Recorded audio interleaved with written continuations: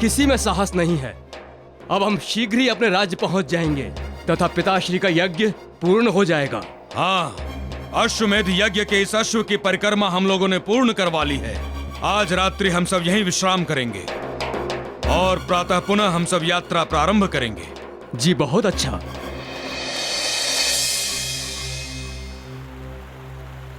फिर क्या हुआ गुरुदेव? रोदन की आज्ञा अनुसार रात्रि विश्राम करने के लिए उन्होंने वहीं पड़ाव डाल दिया, किंतु शांति किसी के मन में नहीं थी। सब अंतः से चिंतित और भयभीत थे। क्यों गुरुदेव? राम, ये यज्ञ ही ऐसा था जो सबके लिए चिंता का विषय बना हुआ था। इनमें एक ऐसा था जो सबसे अधिक चिंतित और भयभीत था। वो कौन गुरुदेव? देवराज इंद्र।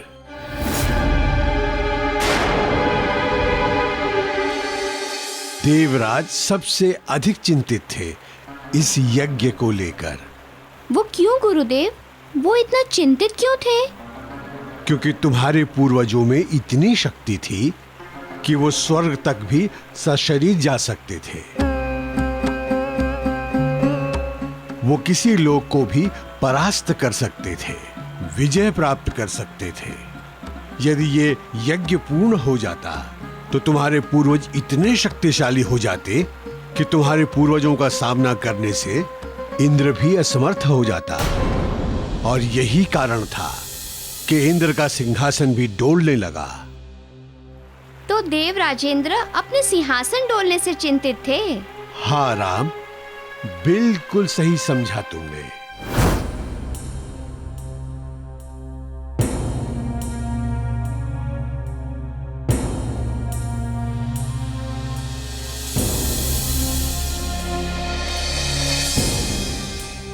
क्या बात है देवराज इंद्र, आज आप अत्यधिक चिंतित एवं तनावग्रस्त दिख रहे हैं।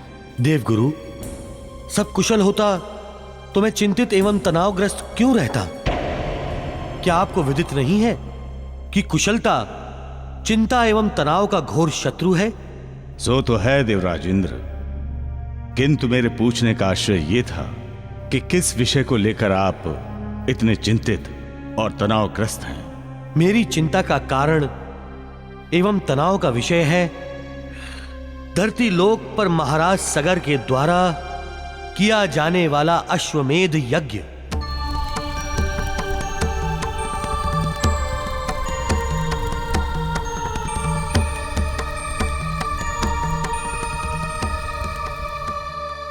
उससे आप क्यों चिंतित हैं देवराज?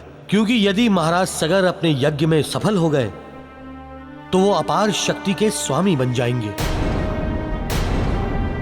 और फिर हो सकता है कि हम पर आक्रमण भी कर दें।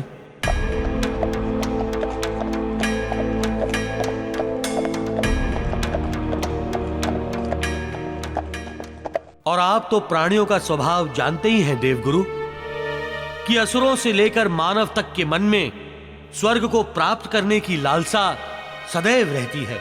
यदि महाराज सगर इस यज्ञ को पूर्ण कर सर्वशक्तिशाली बन गए तो क्या पता कब उनके मन में स्वर्ग का सुख भोगने की इच्छा बलवती हो जाए। क्योंकि गुरुदेव, मोह तो नैतिक अनैतिक कुछ भी नहीं देखता। देवराज, अत्यधिक चिंता और तनाव में आपकी समझ में नहीं आ रहा है कि आप क्या कह रहे हैं और किसके विषय में कह रहे हैं। क्या अनुचित कहा हमने? प्रश्न उचित और अनुचित का नहीं है देवराज, बात यथार्थ की है। जिनके प्रति आप संदेह प्रकट कर रहे हैं उनका संबंध इक्ष्वाक वंश से है। तो ये कि वो कुल सदैव से स्वर्गलोक में आता जाता रहा है। आपके मन में यह संदेह क्यों उत्पन्न हुआ कि वो ऐसा करेंगे? मानव मन कभी विश्वसनीय नहीं होता देवगुरु। कब उसमें कुटिलता प्रवेश कर जाए कोई नहीं जानता। और फिर उनके कुल में तो कुटिलता का जीवित प्रमाण है। उनका पुत्र रोदन और उसके अन्य भाई भी तो कुटिल स्वभाव वाले हैं। और कुटिल स्वभाव वाले कब किसके हेतु संकट बन जाएं, कोई भविष्यवाणी नहीं की जा सकती।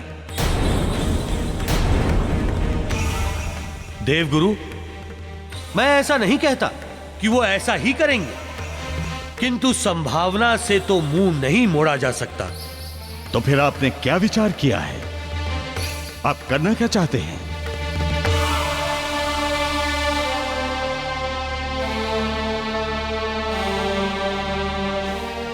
कोई स्वर्ग लोक पर संकट बने, मुझे स्वीकार नहीं है देवगुरु।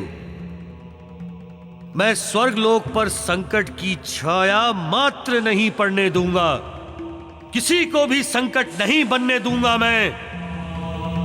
ये लोक, ये सिंहासन केवल देवराज इंद्र का है और देवराज इंद्र का ही रहेगा सदैव। इस सिंहासन को मैं किसी को भी स्पर्श तक नहीं करने दूंगा। फिर आसीन होना तो बड़े दूर की बात है। और बड़े दूर की बात क्या गुरुदेव, स्वप्न है, स्वप्न।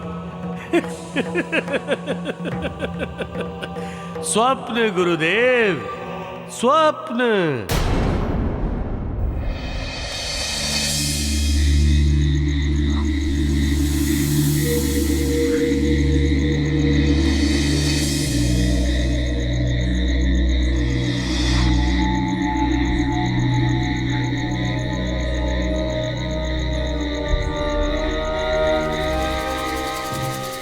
रोदन,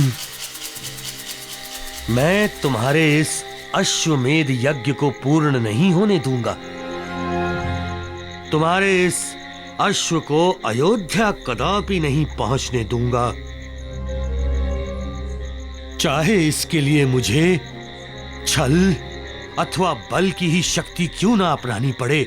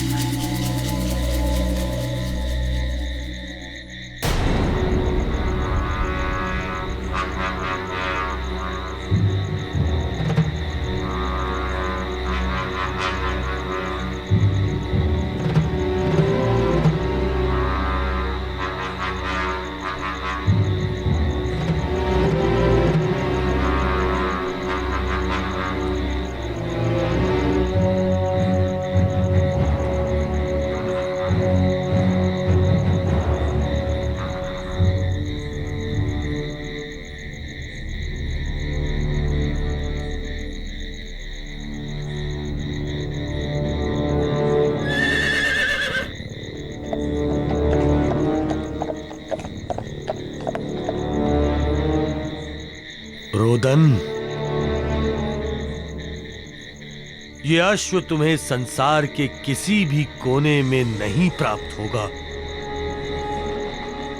किसी भी कोने में ही क्यों, किसी को भी नहीं प्राप्त होगा, क्योंकि मैं इस अश्व को लेकर पाताल जा रहा हूं। पाताल। कहाँ गया? अरे भाई, उठो भाई, उठो भाई, कहाँ गया? अश्वमेध यज्ञ का अश्व कहाँ गया? देखो, देखो उसे शीघ्र ढूंढो। इतना बड़ा अनर्थ कैसे हो गया? ढूंढो। तुम उधर देखो, तुम उस दिशा में देखो।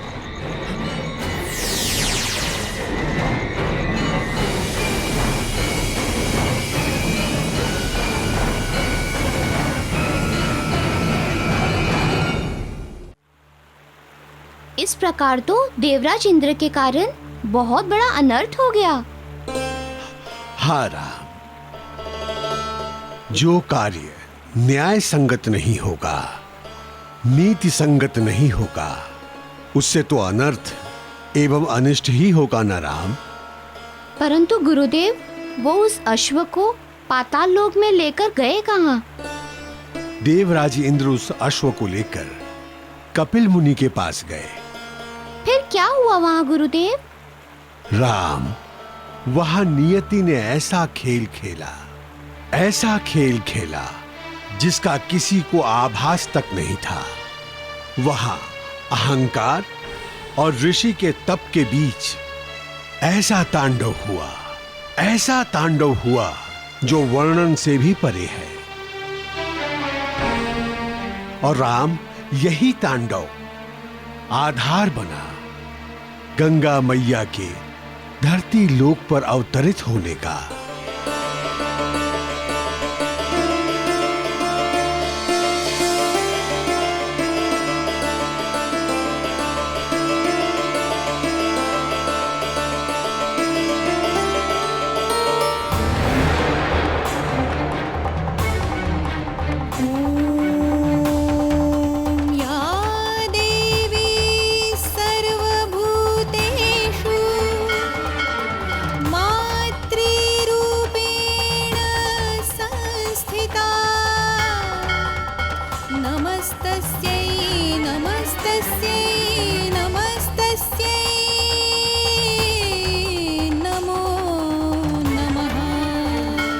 हनुमान, आज हम तुम्हें वो शक्ति के विषय में ज्ञान देंगे जो आदि शक्ति है, महाशक्ति, जो इस सृष्टि का मूल आधार है, जिससे समस्त संसार का निर्माण हुआ है, जिसके कारण इस जगत का अस्तित्व है। वो ऐसी महाशक्ति कौन है गुरुदेव, जिसके गर्भ से इस संसार का उद्भव हुआ है, जिसके माध्यम से इस संसार ने जन्म लिया है? वो शक्ति है स्त्री। स्त्री ही वो शक्ति है जो इस धराधर जगत के कण कण में प्राप्त है। पूर्णता एवं निर्माण की ठोस आधार, यही वो महाशक्ति है जिससे सृष्टि का जन्म होता है, इसका निर्माण होता है। तथा यही वो आदि शक्ति है जिससे एक निश्चित समय के पश्चात धीरे धीरे एक एक करके सभी समा जाते हैं, सबका विलय हो जाता है इसमें। पुत्र, यही कारण है कि समस्त जगत नारी शक्ति को माता कहता है। असीमित बल एवं शक्ति से संपन्न, पालन पोषण का पर्याय। ऐसी असीमित शक्ति वाली माता को तो मैं प्रणाम करता हूँ गुरुदेव। इतना ही नहीं हनुमान, इस शक्ति में इतनी शक्ति है कि वो समय अनुसार अपने रूप एवं गुण को भी परिवर्तित कर लेती है। वही शक्ति जगत को भ्रमित करने वाली ठगनी माया भी है। हनुमान, इस महाशक्ति की प्रशंसा से सुख, शांति, समृद्धि एवं ऐश्वर्य का अभ्युदय होता है। मनोवांछित समस्त कामनाओं की पूर्ति होती है। यदि यह शक्ति कुपित हो जाए, अप्रसन्न हो जाए, तो प्रलयकारी विनाश भी हो जाता है। इस संसार की समस्त स्त्रियां इसी महाशक्ति, आदि शक्ति, जगत जननी की मूल स्वरूप होती है। यही कारण है कि इस जगत की प्रत्येक स्त्री में माता बसती है, जो समय समय पर संसार को संपूर्णता प्रदान करने हेतु विविध भूमिकाएं निभाती है। यही कारण है हनुमान कि नारी शक्ति जगत जननी कहलाती है। प्रत्येक रूप में, प्रत्येक पल, प्रत्येक स्थिति, प्रत्येक परिस्थिति में उसके आंचल से मातृत्व, स्नेह एवं करुणा की निर्मल सुखदायी धारा ही बहती है। संसार के समस्त जीव कुपुत्र हो सकते हैं, किंतु जिस महान शक्ति का नाम माता है, वो कभी कुमाता नहीं हो सकती। तब तो मैं सौभाग्यशाली हूँ कि माता सीता मेरी माता है, वो भी जगत जननी का ही स्वरूप है। आपका बहुत बहुत आभार गुरुदेव। मैं आपको वचन देता हूँ गुरुदेव, आज से आपका ये शिष्य हनुमान संसार की प्रत्येक स्त्री को माता के रूप में ही देखेगा।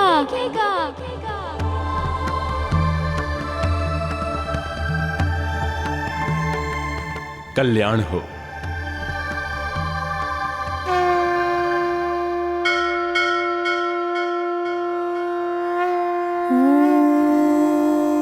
भुवन भास्कराय नमः। ॐ भुवन भास्कराय नमः। ॐ देदीप्यमानं मुकुटं स्फुरन्मकरकुण्डलं ध्यात्वा सहस्रकिरणं स्तोत्रमेतदुदीरयेत्। शिरो मे भास्करः पातु, ललाटं मे मितद्युतिः, नेत्रे दिनमणिः पातु, श्रवणे वासरेश्वरः। ॐ भुवन भास्कराय नमः।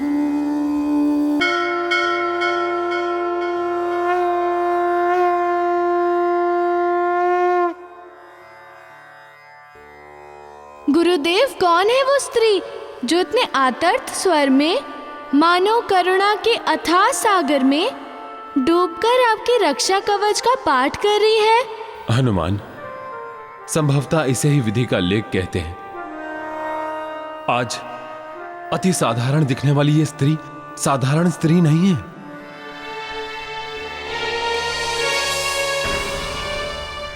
एक असाधारण नारी है। असाधारण? किस प्रकार गुरुदेव? किस रूप में गुरुदेव? ये गंधर्व लोक की राजकुमारी गंधर्व कन्या रशिता है। गंधर्व लोक की राजकुमारी गंधर्व कन्या इस स्थिति में, वो भी धरती लोक पर? ऐसा क्या हुआ है इनके साथ गुरुदेव? विपदा का विशाल पर्वत टूट पड़ा इसके ऊपर।